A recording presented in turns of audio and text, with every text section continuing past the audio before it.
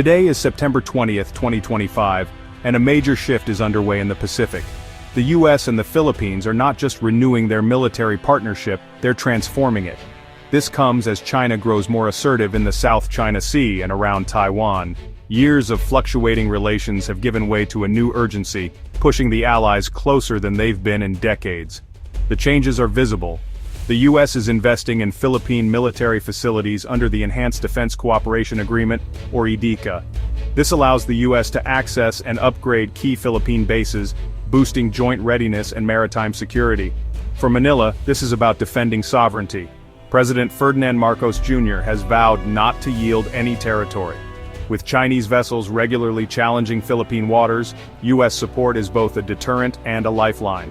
For Washington, the Philippines' location is critical. At the crossroads of major shipping lanes and near Taiwan, a strong presence here lets the US project power, protect navigation, and respond quickly to crises. As Taiwan tensions simmer, the Philippines becomes a vital outpost for US and allied operations.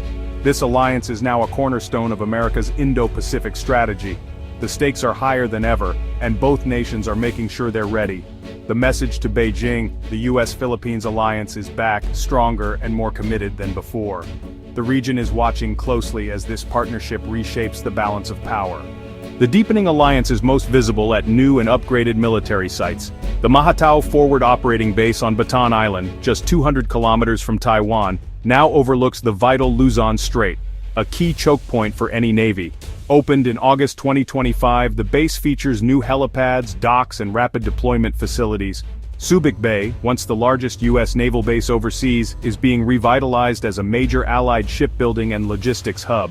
The Agila Subic shipyard, now run by South Korea's Hyundai Heavy Industries, remains firmly in allied hands after outbidding Chinese interests. A massive munitions plant is also under construction at Subic, boosting the Philippines' ability to supply its own military. On Palawan's western coast, near the disputed Spratly Islands, the U.S. is building a fast boat facility in Quezon, just 160 miles from the Flashpoint 2nd Thomas Shoal. This base will house U.S.-made assault boats for rapid response in contested waters. These three sites, Batanes, Subic Bay, and Palawan, form a strategic arc, enhancing surveillance, logistics, and rapid deployment. Batanes faces Taiwan, Subic supports naval operations, and Palawan confronts South China Sea challenges. Each location is carefully chosen to maximize Allied strength. Together, they represent a comprehensive strategy to defend the Philippines and project power across the region. The message is clear: the US and Philippines are preparing for any scenario. These bases are the new front line in a rapidly changing Indo-Pacific. For the Philippines, these bases are a game changer. Years of being outmatched by China's military are giving way to a new era of capability. US funding, technology, and training are leveling the playing field. The Palawan fast boat base lets the Philippine Navy quickly reinforce outposts like 2nd Thomas Shoal, making Chinese blockades harder. President Marcos Jr. calls this cooperation essential for modernizing the military and moving toward self-sufficiency. The Subic munitions plant will reduce reliance on foreign suppliers. In the short term, US forces and assets serve as a powerful deterrent. The deployment of US anti-ship missiles to Batanes sent a clear signal: aggression will be met with allied response. For the US, these bases are vital to its Indo-Pacific strategy of integrated deterrence. The Philippines' geography makes it a linchpin for intelligence, logistics, and rapid operations, especially if conflict erupts over Taiwan. Subic Bay's revitalization as a logistics hub supports sustained naval operations far from home. By investing in these sites, the U.S. strengthens not just the Philippines, but the entire regional alliance network. These bases ensure key sea lanes stay open and secure for global trade. The alliance is now about more than defense, it's about shaping the future of the region. China is alarmed by the expanding U.S. presence in the Philippines. Beijing sees the new bases as a direct threat, not just to its interests in the South China Sea, but to its ambitions regarding Taiwan.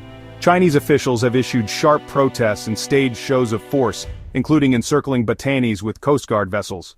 In the South China Sea, China has doubled down, harassing Philippine ships and maintaining a constant presence with Coast Guard and maritime militia. Beijing frames its actions as defensive, blaming the U.S. for stoking regional tensions and accusing Manila of sacrificing autonomy for American support. The South China Sea and Taiwan Strait are two of the world's most critical flashpoints. 1/3 of global maritime trade passes through these waters, making any conflict here catastrophic for the world economy.